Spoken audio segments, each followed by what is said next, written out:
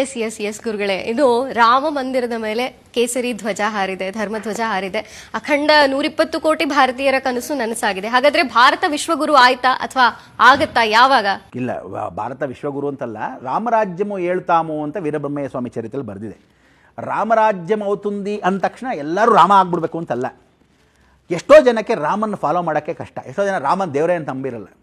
ನರೇಂದ್ರ ಮೋದಿ ನೋಡು, ನಿನ್ನೆ ಬಾವುಟ ಹಾರಿಸಬೇಕಾದ್ರೆ ಕೈಯೆಲ್ಲ ನಡುಕ್ತು. ಕೆಲವರೆಲ್ಲ ಏನಂದ್ರು, ಕಾಂಗ್ರೆಸ್ನವರು ಒಂದಷ್ಟು ಜನ ಪುಡಾರಿಗಳು, ಒಂದಷ್ಟು ಜನ ಬೇರೆಯವರೆಲ್ಲ ಏನಂದ್ರು, ಅಯ್ಯೋ ಮೋದಿಗೆ ಶಿವರಿಂಗ್ ಜಾಸ್ತಿ ಶುರುವಾಗೋಗಿದೆ, ವಯಸ್ಸಾಗಿದೆ, ಕೈ ನಡುಕ್ತಿದ್ದೆ. ಅಯ್ಯೋ ಪೆಕ್ರ ನನ್ನ ಮಕ್ಕಳ, ಅವ್ರಿಗೆ ಆನಂದ ಬಾಷ್ಪದಿಂದ ಕೈ ಬಾವುಟ ಹಾರಿದಾಗ 500 ವರ್ಷದ ಕನಸು ಇವತ್ತು ನನ್ನ ಕೈಯಲ್ಲಿ ಬಾವುಟ ಹಾರ್ತಲ್ಲ ಅಂತ ಆ ಸಂತೋಷಕ್ಕೆ ಆನಂದ ಬಾಷ್ಪದಲ್ಲಿ ಕೈ ಹೆಂಗೆ ನಡಗಿದೆ ಹೊರತು ಪೆಕ್ರಗಳ ಥರ ಅವ್ರಿಗೆಲ್ಲ ನಡಗಿದ್ರೆ ಯಾವತ್ತೋ ಆ ನಡಗೋಗ್ತಿತ್ತು. ಅವ್ರು ತೀರ್ಥ ಹಾಕೊಳ್ಳಲ್ಲ. ನಂಬರ್ 1. ನಂಬರ್ 2, ಒಂದೇ ನವರಾತ್ರಿ ಮಾಡಲ್ಲ ಮೋದಿ, 5 ಪಂಚ ನವರಾತ್ರಿಗಳು ಮಾಡೋ ಇಡೀ ಜಗತ್ತಲ್ಲಿ ಒಬ್ಬ ವಿಶಿಷ್ಟ ಪ್ರಧಾನಮಂತ್ರಿ.